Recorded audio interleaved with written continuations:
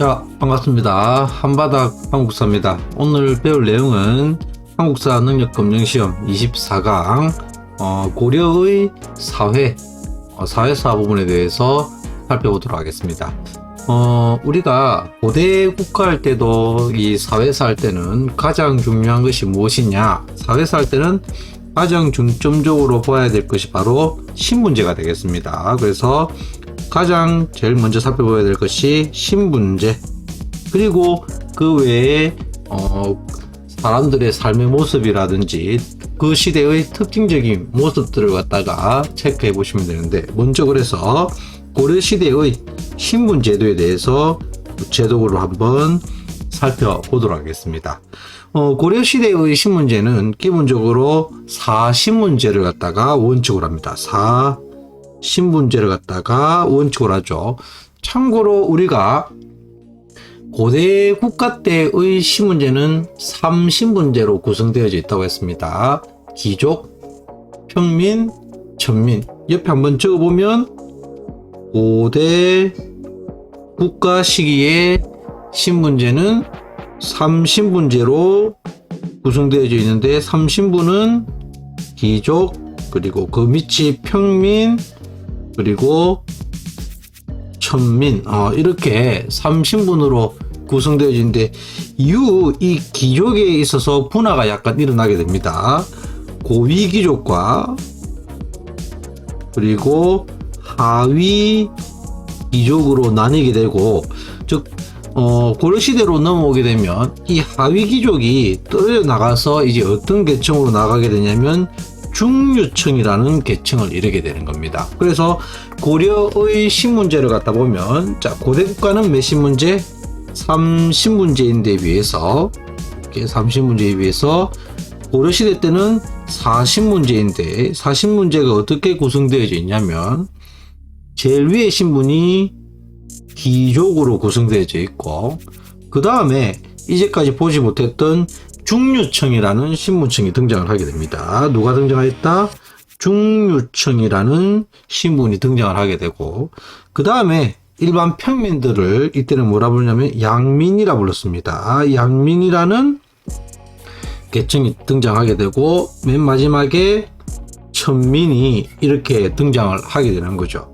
그래서 이 귀족과 중류층이 지배층을 갖다가 형성하게 되고, 이 양민과 천민이 비지배층, 지배를 받는 계층으로 이렇게 형성이 되게 됩니다.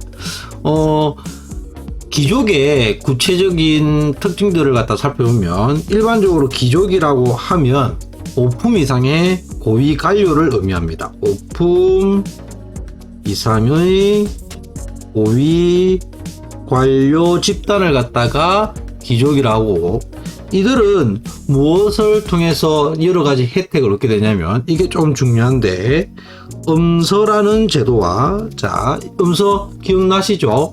다음에 공원전이라는, 저번 시간에 했던 겁니다. 토지 제도를 바탕으로 해서 자기들의 권리를 갖다가, 혹은 권한을 갖다가 계속해서 이어갔던 거죠. 이러한 귀족 집단으로는, 고려에서 지배층을 형성했던 귀족 집단으로는 처음에는 호족이 되겠고, 그 다음에는 문벌귀족, 그 다음으로는 우신, 그 다음으로는 금문세족, 그리고 그 다음으로는 신진사대부가 이렇게 고려시대의 귀족층을 형성했던 겁니다. 그러면 다음으로 중류층이 있는데, 중류층은 누구를 갖다 말하냐면, 품수로는 6품 이하의 하급 관료로 이루어진 계층을 중류층이라고 합니다. 주로 해당 대상자들은 일반적으로 군인이라든지 그리고 향리 계층으로 이렇게 나눌 수가 있는데, 자, 이 향리 계층에 대해서 한번 살펴보셔야 됩니다. 향리 같은 경우는 이때 여러분도 혹시 지방행정제도 할 때 기억이 나실지 모르겠지만, 실제로 고려 지방행정제도에는 관리가 파견되는 지역을 주현이라 부르고, 지방관이 파견되지 않는 지역을 속현이라 했는데, 속현에서 실질적 지배력을 가지고 있었던 것이 바로 이 향리라고 했죠. 향리는 실제로 이게 보시면 호족 중에서 중앙으로 진출한 세력이 몽골 귀족이 되고, 호족 중에서 그러지 않고 기존에 지방에서 자기가 독자적인 세력을 그대로 형성한 세력 중에서 이렇게 향리로 나가는 경향이 있습니다. 이런 향리는 크게 두 세력으로 나는데, 하나를 갖다가 상층 향리가 있고, 그리고 하층 향리로 구분을 합니다. 조금 전에 설명했던 호족이 향리로 전환한 이런 세력들을 갖다가 상층 향리라 부릅니다. 이거를 갖다가 호족 출신 향리가 되는 거죠. 이들을 갖다 다른 말로 뭐라고도 부르냐면 그 지역에서 호장이라 부르다든가 우호장 이렇게 불렀던 세력이 됩니다. 즉 향리직에서 우두머리를 갖다가 의미하게 되고, 실제적으로 고려 지방관이 파견되지 않는 지역에서 지방관과 같은 그런 역할을 했던 그런 세력들이 되겠죠. 이에 비해서 하층 향리는 일반적으로 말단 그 행정직에 종사하는 사람들을 하층 향리, 주로 어떤 사람들이냐, 고려시대 때 남반이라고 불리는 궁에서 실무를 담당하는 사람들, 그리고 서리, 실제로 이 사람들이 이제 말단 행정직, 중앙에서 말단 행정직을 담당하는 사람, 다음에 군반이라는 사람도 있습니다. 군반, 이 사람들은 직업군인, 그래서 이런 사람들이 향리에도 속하는데, 이런 사람들은 하층 향리에 해당되고, 기존에 호족 출신들이 향리가 됐을 경우에는 상층 향리라 하죠. 어쨌든 이런 향리들도 신분적으로는 중류층에 해당되겠더라, 이렇게 보시면 되겠습니다. 다음 피지배층에 지금 보시면 양민이 있죠. 여기 조금 좁은데 그래도 그대로 적도록 하겠습니다. 양민은 여러분들이 알고 있는 일반 평민들을 이때는 양민이라 부르게 되는데, 크게 양민들은 대다수가 농민이라든지 혹은 상공업자로 구성되어 있고, 실제로 이때 고려시대 때 농민은 뭐라 부르냐면 백정이라고 불렸습니다. 그러면 백정이라고 하면 우리가 종종 드라마 같은 데서 보았죠. 우리가 드라마에서 보는 백정은 일반적으로 소나 돼지를 도살업을 하는 사람을 백정이라고 했는데, 고려시대 때 백정은 그런 의미가 아니라, 이거 한자로 쓰면은 흰백자의 정남정자죠. 그러니까는 하얀 성인 남자다 이렇게 부를 수가 있는데, 하얀 게 아니라 국가로부터 토지를 갖다가 받지 않았다, 아무것도 안 받았다, 이래서 흰백자를 쓴 겁니다.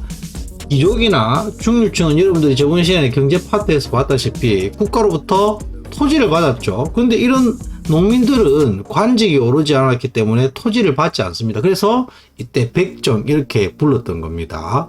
그런데 보시면 자, 검은색으로 적으면 다시금 이런 양민은 크게 거주지에 따라서도 구분을 합니다.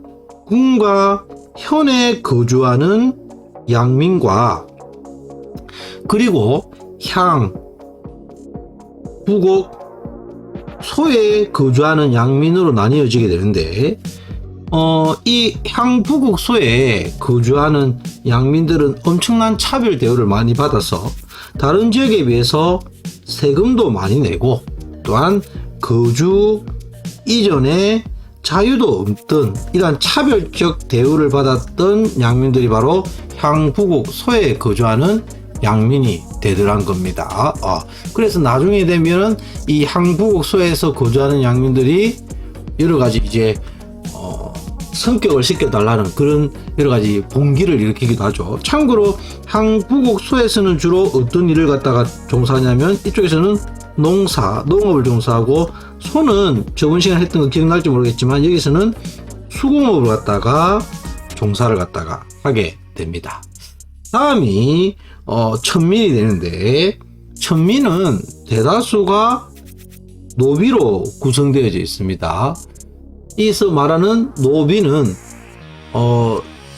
남자 노비를 노라 부르고 여자 노비를 비라 부르고, 그래서 노비 이렇게 되는데, 일반적으로 이때 노비의 그 원칙을 보면 매매가 가능하고 사고 팔고 가능하다는 거죠. 양도도 가능하고 상속도 해당되는, 그러니까 사람이라기보다는 물건과 같은 그러한 취급을 당했던 대상이다, 이렇게 보시면 되겠습니다.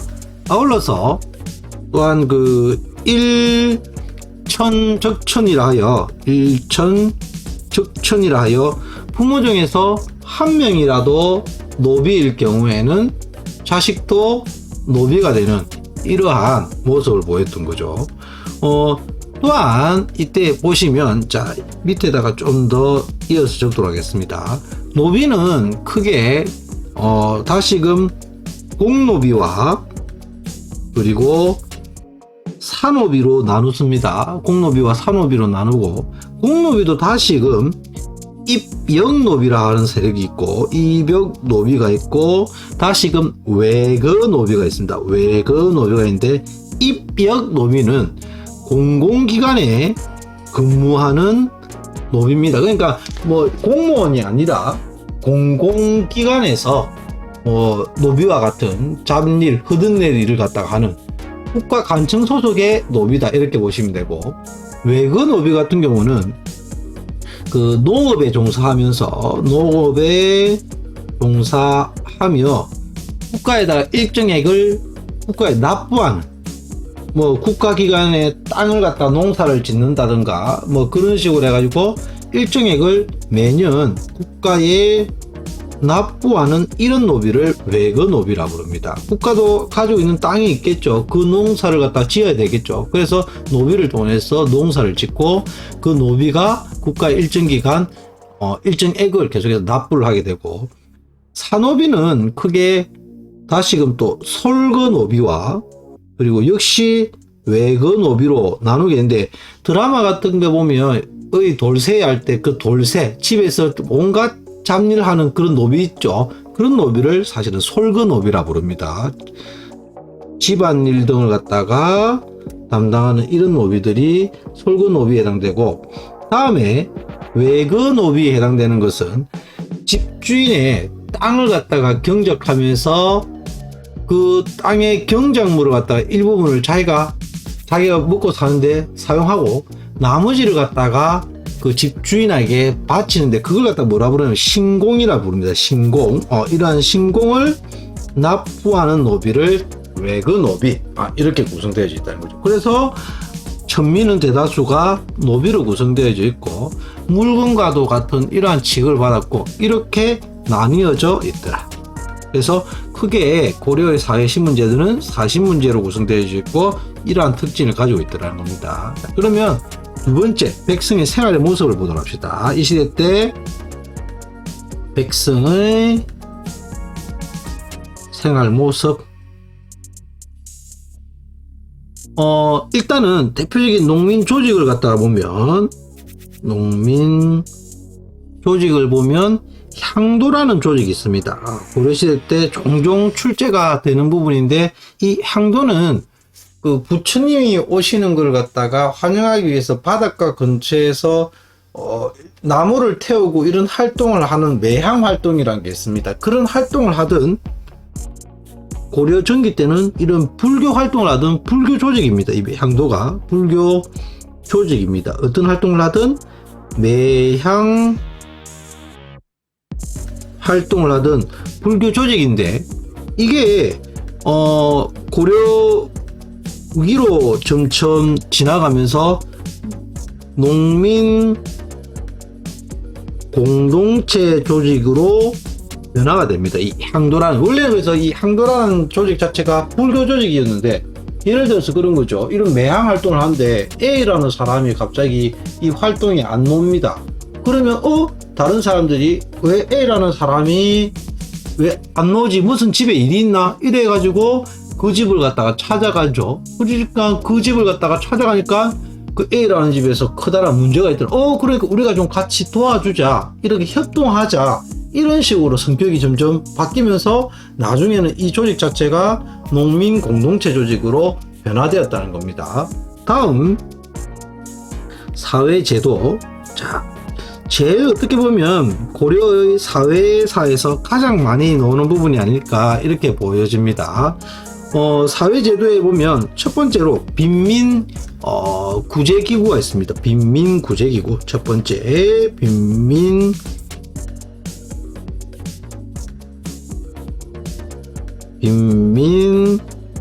구제기구가 있더라. 그래서 가난한 사람들을 도와주는 기구로 대표적으로 우리가 이거 여러 차례 한 것 같습니다. 태조 때 만들어졌던 대표적인 기구 흑창이라는 기구가 있었죠. 태조 때 흑창이라는 기구가 있었다가 이게 이름이 의창으로 바뀝니다. 의창, 성종 때 만들어진 기구죠.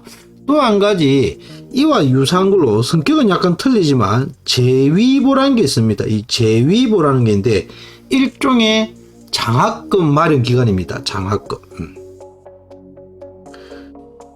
이 일종의 금액을 갖다가 모아놓았다가 어려운 사람이 생기면 그 사람에게 어느 정도 이렇게 도움을 주는 그런 빈민 구제기구로서 있었던 것이 바로 제위보라는 것이 있더라. 이렇게 알아두시면 될 것 같습니다.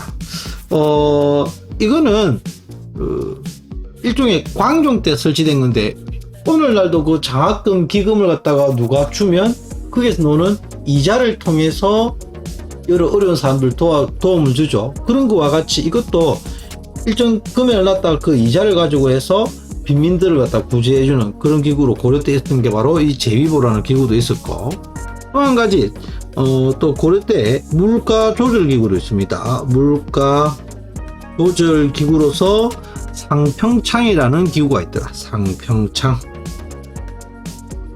상평창이라는 기구도 존재를 갖다가 하게 되더란 겁니다. 그 외에도 또한 그 의료기구도 있습니다.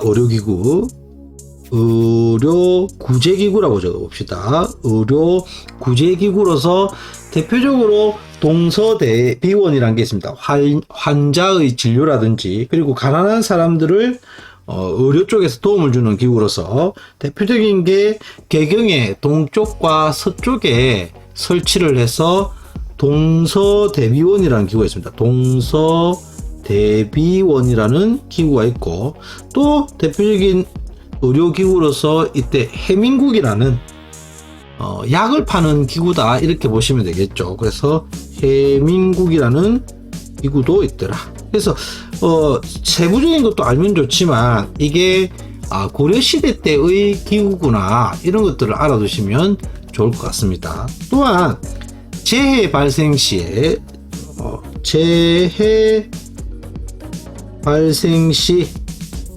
구제 기구도 있는데 대표적으로 구제도감이라는 그런 기구가 있더라.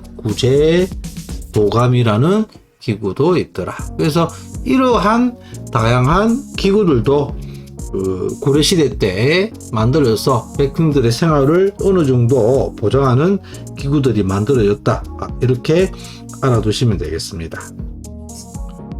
다음으로는 특히 이 고려시대 때 조금 중요하게 봐야 될 것 중에 하나가 따로 보시면 고려시대 여성의 삶, 여성의 지위에 대해서 따로 한번 살펴보도록 합시다. 고려 여성의 지위, 조선시대하고 조금 비교를 하면서 살펴보도록 할 건데, 그게 고려시대와 그리고 조선 초까지 이렇게 보고 17세기 이후 조선 중기 이후를 나누어서 보도록 하겠습니다. 조선 중기는 17세기 이후에 성리학이 사회의 모든 토대가 되었던 이때부터 해서 조금 차이가 있습니다. 여성들의 삶이. 일단은 재산 상속을 갖다가 먼저 보면, 재산 상속에 있어서 고려시대 때부터 조선 초까지만 해도 일반적으로 균분상속입니다. 균분상속.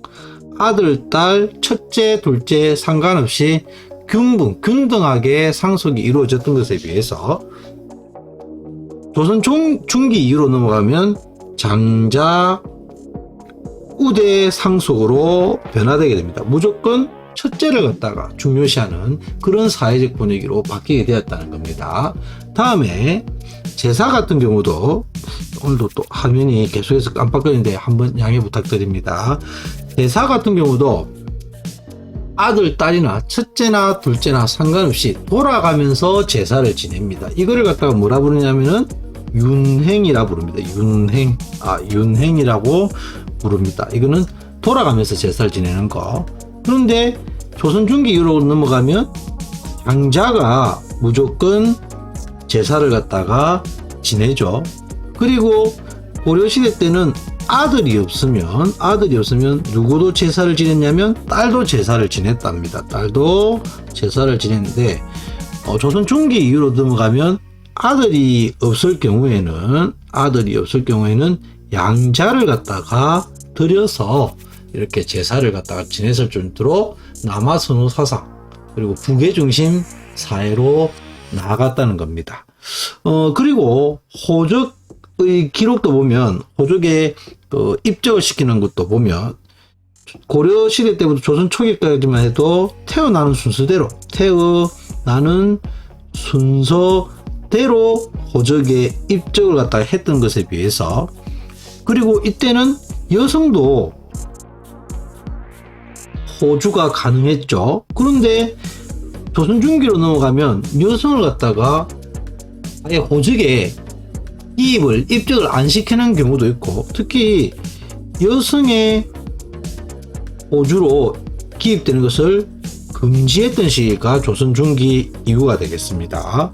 다음에 혼인을 갖다가 보면 일반적으로 고려 때는 연애 결혼도 많았다고 하죠. 그리고 재가도 가능했다. 그러니까 재혼이 가능했다는 소리입니다. 그리고 처가살이도 있었답니다. 처가살이. 그런데 조선 중기 이후로 넘어가게 되면 일반적으로 결혼 형태는 중매를 통해서 이루어졌고 또한 예가는 금지하는 사회적 분위기가 흘러갔고 또한 일반적인 게 시집살이 형태로 이루어졌던 것이 여성의 삶이 되겠다. 그래서 다시 한 번 더 정리를 갖다가 해보면 그게 그 신분제도 그리고 백성의 생활 모습 그리고 고려 여성의 지위에 대해서 고려시대의 특징점들에 대해서 살펴보았습니다. 그러면 이를 바탕으로 기출문제 한번 풀어보도록 하겠습니다. 기출문제 보시면 17번 해가지고 다 해가지고 이렇게 나와 있죠. 보시면 가에 들어갈 내용으로 옳지 않은 것입니다. 옳지 않은 것. 고려시대, 일단은 고려시대라는 것이 나왔습니다. 그죠? 민생 안정을 위해 시행한 정책에 대해 이야기해보자 하는데, 고려시대 때 대표적인 빈민 구제 정책으로 설치됐던 구제도감에 대해서 얘기했죠. 그러면 가가 고려와 관련된 내용을 찾으면 됩니다. 물가 조절을 위해 상평창을 설치하였다. 그죠? 상평창은 선생님이 좀 전에 고려시대 때 대표적으로 설치되었던 물가 조절 기관이라고 했죠. 그런데 이 상평창 고려시대 때만 존재했던 것이 아니라 나중에도 배우겠지만 조선시대 때도 있었던 대표적인 물가 조절 기구가 상평창. 다음에 병자에게 의약품을 제공하는 해민국. 이거 고려 때라고 했죠. 조금 전에 고려시대. 다음에 빈민 구제와 환자 치료를 했던 대표적인 기구 동서대부 역시 고려가 맞습니다. 그죠? 다음에 국산 약재와 치료 방법을 정리한 대표적으로 향약 집성 의학 서적인데 이 향약 집성방이라고 하는데 이거는 의학 서적인데 이거는 조선시대 때 정확하게는 조선 세종 때 이렇게 만들어진 의학 서적입니다. 조선시대 때 게 되겠고 조금 전에 봤다시피 재위보 기금을 모아 이자로 빈민을 구제하는 정책 재위보 역시 고려시대라고 했습니다. 그죠? 답은 4번이 되겠습니다. 18번을 보면 이 각각 지금 다른 차시 문제입니다. 이 17번 같은 경우는 심화 48의 문제가 될 것이고 18번 이렇게 되어 있는데 이거는 예전에 심화가 있기 전에 고급, 중급, 이렇게 나뉠 때 고급 40회 문제가 되겠습니다. 그럼에도 불구하고 문제가 계속 거의 반복적으로 출제가 되고 있는 것을 볼 수가 있는데 보도록 하겠습니다. 가에 들어갈 내용으로 옳지 않은 것은 고려시대 민생안정책 이렇게 나왔죠. 고려 역시. 그래서 창을 두었다. 그러면 고려시대와 관련된 얘기를 했는데 고려시대가 아닌 것을 찾으면 되겠죠. 조금 전에 했다시피 물가 조절을 위해 상평창 설치, 이거는 고려시대와 조선시대라고 했습니다. 역시 해민국 조금 전에 고려시대 맞다고 했죠. 또한 구항찰료 나왔는데 처음 들어보시죠. 구항찰료는 그 조선시대 때 이거는 조선시대 명종 때 그러니까 먹을거리가 없을 때 예를 들어서 고구마, 그 다음에 뭐 고구마는 아니겠죠. 도토리라든지 나무 껍질과 같은 비상시에 먹을 수 있는 것들을 어떻게 먹을 수 있는가, 이런 것들 방법을 적어 놓은 그런 것들이 방법을 제시하는 그런 책입니다. 그걸 구항찰료라고 하는 겁니다. 그 다음에 동서대비원 또 나왔습니다. 그죠? 이것도 고려. 그 다음에 역시 기금은 말 똑같습니다. 그죠? 똑같죠. 역시 이것도 고려가 되겠죠. 그래서 답은 3번이 되겠습니다. 그래서 오늘 본 내용은 고려의 사회에 대해서 살펴봤습니다. 그죠? 그래서 신문제도, 그리고 백성 생활 모습, 여성의 지위 이렇게 나왔는데, 기출문제에도 봤다시피 주로 이런 사회제도 기구들이 어느 시대 것인가 이런 문제들이 나오는데, 간혹 한 번씩 신문제와 관련된 문제들도 출제가 되고, 특히 이 고려 여성 시대 여성의 지위에 대한 이런 문제도 조금씩 출제가 됩니다. 그래서 이 부분들 정도 체크를 해주시면 고려의 사회를 문제를 푸는 데는 어려움은 없을 것 같습니다. 이상 마치도록 하겠습니다. 다들 수고하셨습니다.